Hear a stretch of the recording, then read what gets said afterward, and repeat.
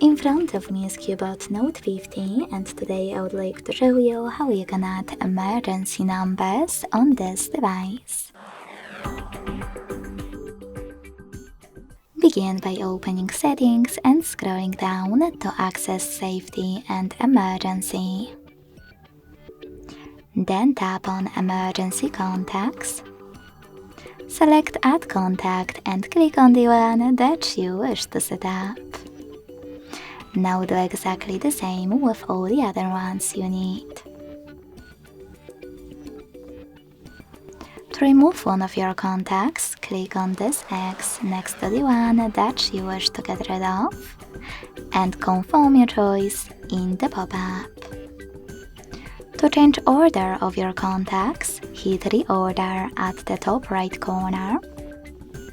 Change placement of them and hit Save at the top right corner as well, this time to save your changes.